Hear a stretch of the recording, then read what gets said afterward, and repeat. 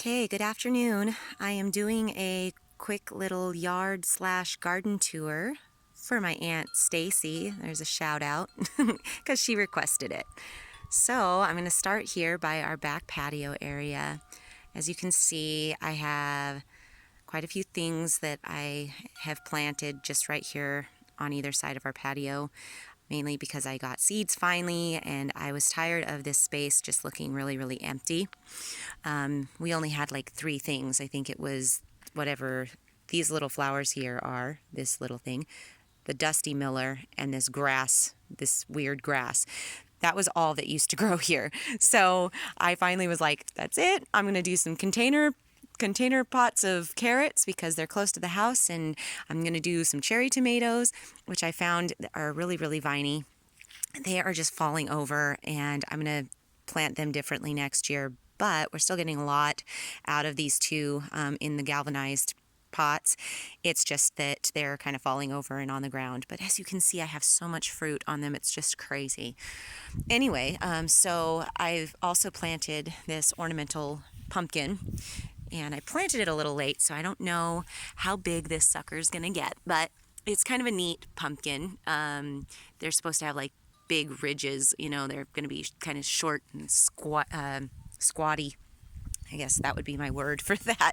I've got my lemon verbena, which I'm gonna be probably plucking here pretty soon for teas and stuff. I'll have to bring that plant into the house. But my pots that just have my typical annuals that I like to put in them.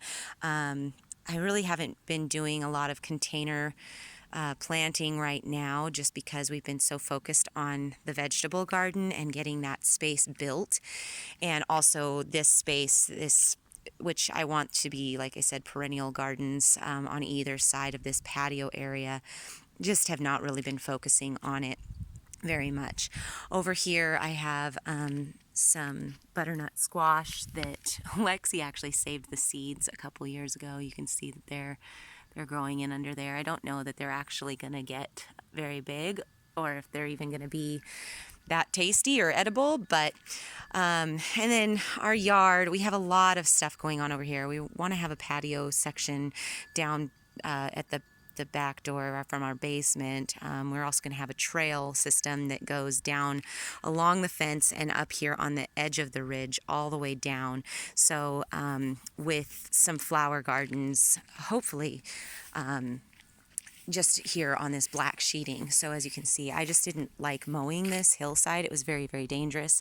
So we put this in, I think it was last year or the year before. So everything should be really ready to be planted here pretty soon. Actually, I'm going to be planning that fairly quickly, but just going to do probably some sort of pathway. I haven't decided what kind of material we want to use yet, whether it be gravel or brick or flagstone.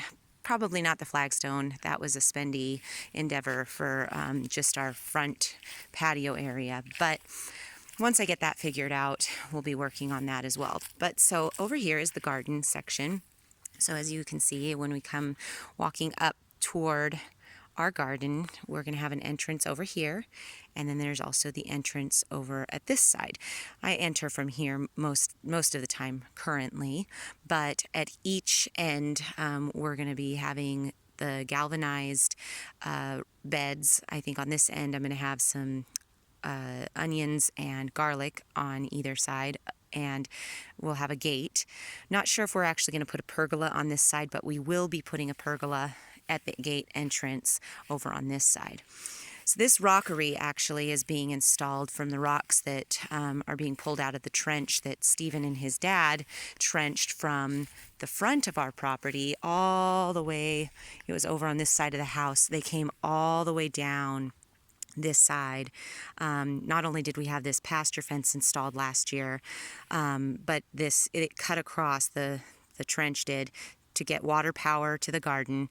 They trenched all the way back down and behind here to the other side where the pasture is, where we have the trough, and then they cut back here to this trough and into the barn. So we have water and power everywhere that we need it. So, which makes it really, really convenient now. So I'm going to be doing a rockery along this little section here. I'm going to be ripping out all of these extra containers that were left by the previous owners, and probably some low-growing zinnias in that section, and then also all of my squash pumpkins will be over on this hillside next year. As you can see, I also used a little bit of this extra just to see this, just how a cattle panel would fit right here. So I'm going to use a full-size cattle panel similar to that one in this section, where that is what I'm going to put the cherry tomatoes on next year. This year I have 6 cherry tomatoes and cherry tomato plants, and I'm getting quite a bit of cherry tomatoes, and I love having them on hand at all times. So the pumpkins will be then along this section, and they'll just be free to kind of grow down into that area. So again, galvanized, we're going to have some perennials in these galvanized beds here, with a pergola up and over this way, with a gate that opens up into our garden area.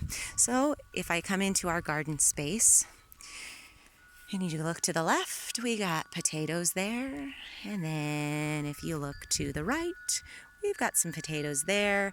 I've ripped a lot of my stuff out, so all of my bush beans I've pulled out. I've planted some peas in here. I've got new beans that are going on in here. So these beans are going to come up behind these cucumbers. As soon as I start ripping these cucumbers out, when they're done, the beans should be coming in and filling up this trellis space.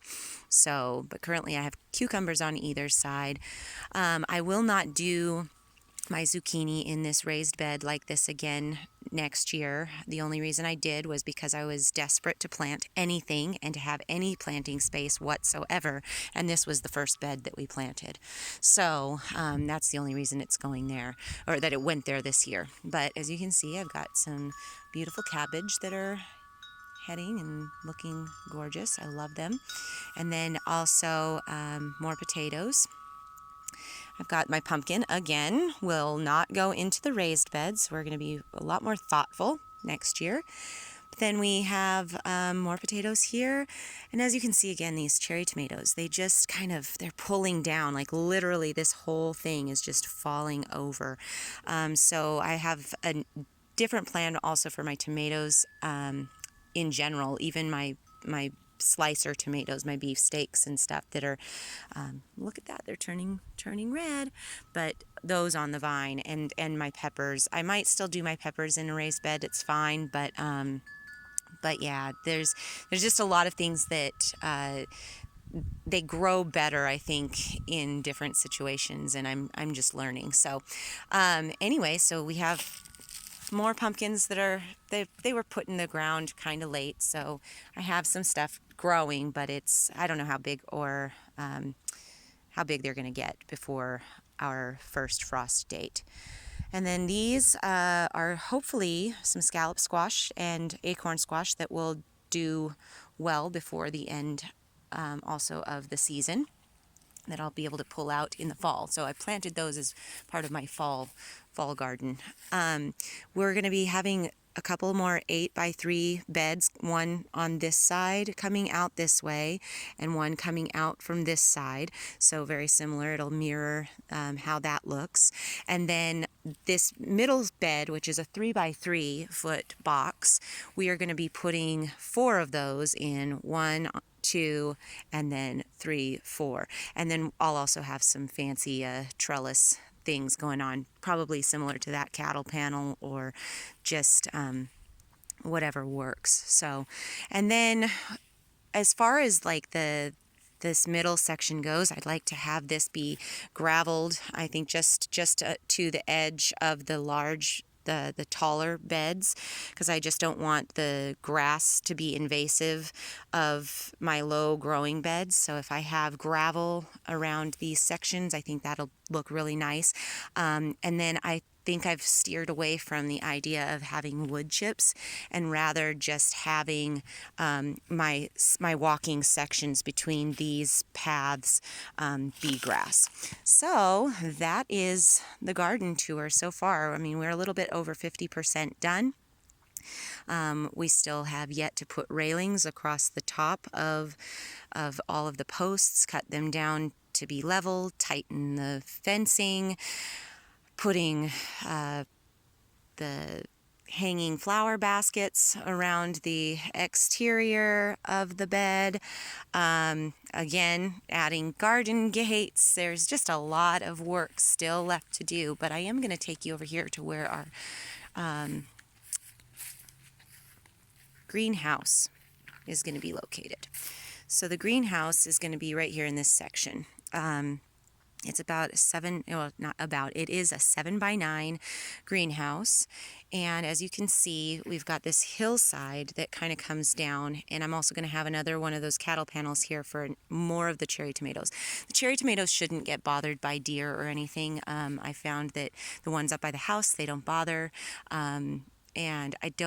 And they've never gone into my garden, luckily, yet. So fingers crossed that we have some success with cherry tomatoes just growing up and over those cattle panels, because they can get to be between 8 to 12 feet in height. So this section here along this hillside, I'd like to do all tomatoes, my slicer tomatoes, so that I can also stand from the other side and access them easily, and also access them really, really easily when I'm lower. So I can get them from both sides and have a lot more tomato plants than I had last year. So I'll be starting those in the greenhouse and then transplanting them along this hillside. So we're going to build this out, and it'll just be a planting bed where we'll have some trellis. It'll be probably just cattle panel trellis and T-posts along this section. So that is it. That is kind of where we're at with the projects. And like I said, just trying to figure out the pathways and how we're going to logistically get back and forth to the different areas of our property effectively and efficiently. And yeah, it's been a real work in progress. So wish us luck, and hopefully by next summer we'll have this garden space finished, and then we can move on to other things. So, okay, have a good day.